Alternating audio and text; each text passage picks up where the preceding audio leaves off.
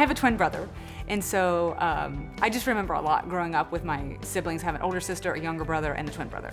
We had an amazing family life, and I credit my parents to this day for all of that because they really did an amazing job raising us. My sister's a lawyer, my brother's a pharmacist, I'm a physician, and my twin brother works in IT. So it's amazing to look back at just what they did and how far we've come.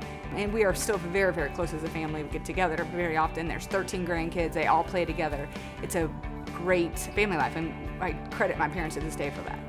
It's a funny story. I didn't know what I wanted to do when I went to undergraduate, so I did a bunch of basic courses looking into what would be a good fit for me, and basically it always said you should do something with people, be in a situation where you're working with the community. And so I kind of went down the list of don't want to do that, don't want to do that, don't want to do that. Hey, I think I'll be a doctor. And that's how I got into medicine. So I do pediatrics, but I also do internal medicine. And so basically I see kids and I see adults. It's a great mix for me. It's very similar to family practice, but we just trained a little bit differently. But for me, I like to take care of the chronic, sicker adult patients. They're very challenging. You get to think a lot about how to treat them, how to manage their medications, but there's something fun and really lighthearted about seeing a little kid walk through your door with a fun outfit on, and they have nothing wrong with them, they're just there for a well-child check. So for me, it's a great balance because I can really use my brain, think a lot about chronic medical illness and manage people, but then also have a fun enjoyment part of my day where it's lighthearted and it's not so serious.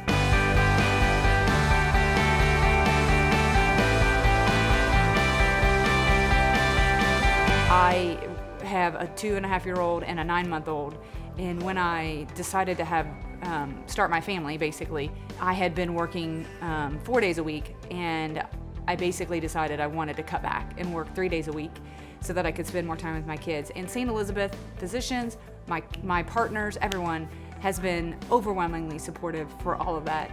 And I know that it's not that way other places. I know that there are a lot of women who want to stay home, or men that want to stay home with their kids, who they're made to feel like they're not doing their part, and I've never felt that way with St. Elizabeth. When I had my first baby, being a physician, I think that the OB that was there knew me and knew that I was a physician, but she was a huge baseball fan. And my husband is in baseball, he's a scout.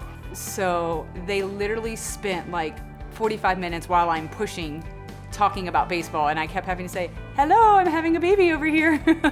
Olivia she's awesome. She is very smart. She speaks like an adult, so it's funny every day to hear the next thing that comes out of her mouth.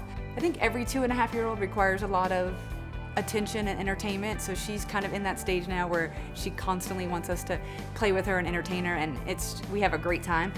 We feel like Luke kind of gets the short end of the stick because when Olivia was a baby, we could give her all of our attention. Now that Olivia's grown up, a little bit more grown, and Luke's the baby, Olivia still gets all of our attention because she demands it, and Luke just sits there and plays with it, and he's happy, and they get along great. And I would say that's absolutely probably the best part about having a second child is seeing the two of those interact, because he absolutely loves her, smiles the minute she walks in the room, and she of course loves him too. You don't experience that with your first child, and then the second child comes along, and he could care less if we're in the room if she's there. She absolutely hands down has it for him. So it's fun and sweet to see that. My desire is to expose them to volunteering, always kind of have them in a situation where they see us and they get to experience where others come first, serving others, because I don't think you can go wrong. If you raise your kids to always want to serve others, their rewards are going to be even greater in the end, because they're going to get that back full-fold.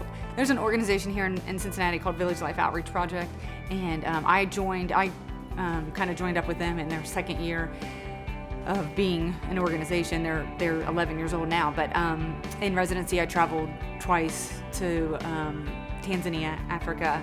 They go to the same place every time because it's basically serving the same community. And then once in my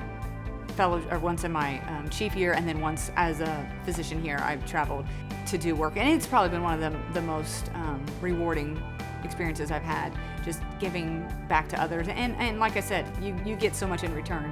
I mean, even to this day, I feel like when I run water, I'm conscious of the fact that I'm using a lot of water, because I still remember women walking miles to get a gallon of water and holding it on their head while they had a baby in the front and the baby on the back and carrying it back to their village, you get a new appreciation for how lucky we are, and you need to appreciate it. And it's so easy for us to take it for granted, I came here with my husband in 1982. He came here as a visiting professor. I came here as an advanced gynecological surgeon with Dr. Shalhas.